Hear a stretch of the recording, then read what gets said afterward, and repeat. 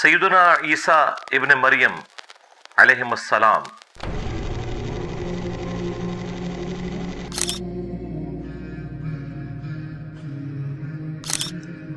اللہ تعالیٰ کے ایک یونیک پیغمبر ہیں. جو ایکسٹراڈنری کوالٹیز اللہ تعالیٰ نے عیسیٰ ابن مریم کو دی ہیں وہ کسی اور پیغمبر کو نہیں دی.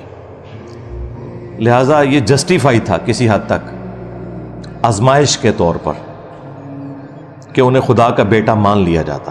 ظاہر ہے اللہ تعالیٰ آزمائش پھر کسی ایسی شخصیت کے ذریعے کرے گا جسے غیر معمولی صلاحیتیں دی ہوں.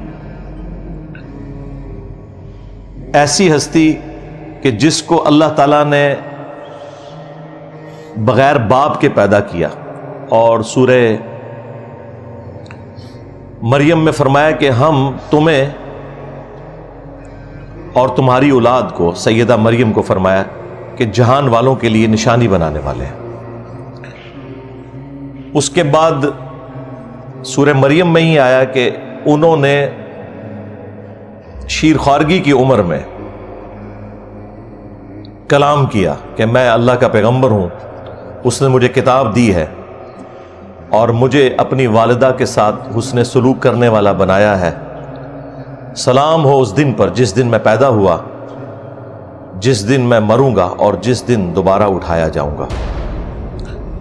تو عیسیٰ ابن مریم کی پیدائش بھی معجزانہ، بچپن میں اعلان نبوت کرنا، شیر خوارگی کی عمر میں جب دودھ پیتا بچہ ہے، بالکل نیو بورن بیبی. اور اس کے بعد پھر جو معجزات اللہ تعالیٰ نے دیے کہ اندھوں کو اللہ تعالیٰ کے اذن سے شفا دے دیتے تھے، اسی طریقے سے جو کوڑی کے مریض تھے ان کو شفا دے دیتے تھے اللہ کے اذن سے. سورۃ المائدہ میں، سورہ مریم میں، سورہ آل عمران کے اندر یہ 3 مین صورتیں ہیں جن میں عیسیٰ ابن مریم کا تفصیلی ذکر آیا ہے. وہ آپ خود بھی پڑھ سکتے ہیں. اور سب سے بڑھ کر مٹی کی مورت میں پھونک مارتے تھے تو وہ پرندہ بن جاتی تھی اللہ کے اذن سے، اور مردوں کو زندہ کر دیتے تھے اللہ کے اذن سے. اب یہ کوالٹیز کسی اور پیغمبر کو اللہ تعالیٰ نے نہیں دی. یہاں تک کہ فرمایا کہ روح من، وہ اللہ کی روح ہے. اسی کی وجہ سے بعض لوگوں نے دھوکہ کھایا اور انہیں خدا کا بیٹا کہہ دیا، حالانکہ اللہ تعالیٰ نے عیسیٰ ابن مریم کا سٹیٹس بالکل کلیئر کیا کہ وہ اللہ کے بندے ہیں. سورہ آل عمران کی شروع کی آیات کا ٹاپک ہی یہی ہے. بہرحال جس شخصیت کے ساتھ اتنے ایکسٹراڈنری چیزیں جڑی ہوں تو انسانیت نے پھر ان کے بارے میں یہی کلیم کرنا ہے کہ کم از کم انہیں خدا کا بیٹا مانو یا پھر خدا کلیم کر دو. اور یہ دونوں عقائد ان کے ساتھ لوگوں نے منسوب کیے. کیتھولک کا عقیدہ ہے کہ وہ خدا کے بیٹے ہیں، اور پروٹیسٹنٹ کا عقیدہ ہے کہ وہ عیسیٰ ابن مریم خود اللہ ہیں جو کہ انسانی شکل میں زمین کے اوپر آ گئے، والعیاذ باللہ تعالی. اور اللہ تعالیٰ نے دونوں عقیدوں کا رد کیا ہے بڑی تفصیل کے ساتھ. سورہ آل عمران میں اور سورۃ المائدہ میں تو جس شان سے ڈسکشن ہوئی ہے وہ تو اپنی نوعیت کی ایک یونیک ڈسکشن ہے. لقد کفر الذین قالوا ان اللہ هو المسیح ابن مریم، بے شک وہ لوگ کھلا کفر کر رہے ہیں کہ جو کہہ رہے ہیں کہ عیسیٰ ابن مریم ہی اللہ ہے. وقال المسیح، جبکہ مسیح تو خود یہ کہا کرتے تھے، یا بنی اسرائیل، اے اولاد یعقوب، اعبدوا اللہ ربی و ربکم، عبادت کرو اس رب کی کہ جو میرا بھی رب ہے اور تمہارا بھی رب. انہ من یشرک باللہ، یاد رکھنا بے شک جس نے اللہ کے ساتھ شرک کیا، لقد حرم اللہ علیہ الجنہ، اللہ تعالیٰ نے ایسے شخص پہ جنت حرام کر دی ہے. ومأواہ النار، اور اس کا ٹھکانہ ہے جہنم کی آگ. وما للظالمین من انصار، اور ایسے شخص کا قیامت کے دن کوئی مددگار بھی نہیں ہوگا جو اس قسم کا عقیدہ وابستہ کرے گا. اس سے زیادہ تو بہتر انداز میں سمجھایا نہیں جا سکتا تھا. پھر آگے چل کے فرمایا لقد کفر الذین قالوا ان اللہ ثالث ثلاثہ، وہ بھی کافر ہیں جو کہہ رہے ہیں کہ اللہ تین میں سے ایک ہے.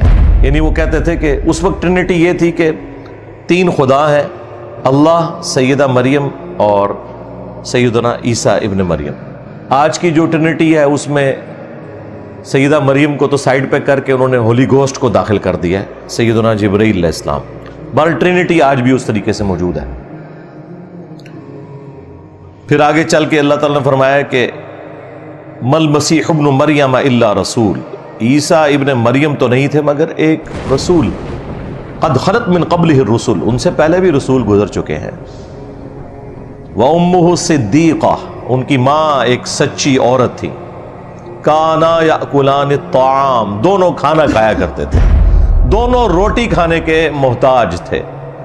دیکھو ہم اپنی آیات کس طرح کھول کھول کر بیان کر رہے ہیں، اور پھر ان کی طرف دیکھو کس طرح یہ الٹے پڑے جاتے ہیں.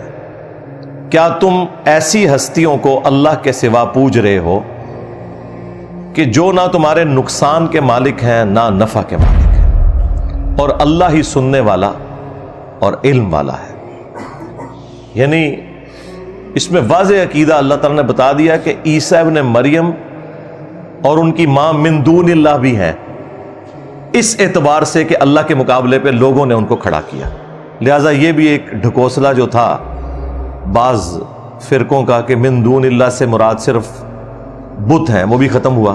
نمبر 2، نہ صرف ان کی پرستش کی نفی کی بلکہ ساتھ یہ کہا کہ یہ تمہارے نفع نقصان کے مالک بھی نہیں ہے. لہٰذا ان لوگوں کا بھی دروازہ بند ہو گیا جو یہ کہتے تھے کہ ہم میں اور کرسچنز میں یہ فرق ہے کہ کرسچنز جو ہیں وہ اللہ کے پیغمبر کی عبادت کرتے ہیں، اس کی ماں کو پوجتے ہیں. ہم تو اولیاء اللہ اور انبیاء کی عبادت نہیں کرتے، ہم تو انہیں اللہ کا بندہ مانتے ہیں. تو اس پہ میں نے کہا تھا نہ، آگے چل، آگے لکھا ہوا ہے کہ نہ وہ تیرے نفع کے مالک ہیں نہ نقصان کے. اور کتنی آپ سمجھ لیں، وہ ہمارے ڈاکٹر سار صاحب اس کے لیے ورڈ یوز کرتے تھے ننگی بات، یعنی بالکل کھلی ہوئی بات کہ وہ روٹی کھانے کے محتاج تھے. بھائی اگر عیسیٰ ابن مریم اور ان کی ماں روٹی کھانے کے محتاج ہیں اور وہ کسی کے نفع اور نقصان کے مالک نہیں ہیں تو سرکار بابد شاہی کوئی نہیں. بالکل قرآن کی ہر آیت سے یہی رزلٹ نکلتا ہے کہ بابد شاہی کوئی نہیں. عیسیٰ کے جیسا ہے ہی کوئی نہیں، تیرے بابد شاہی کوئی نہیں.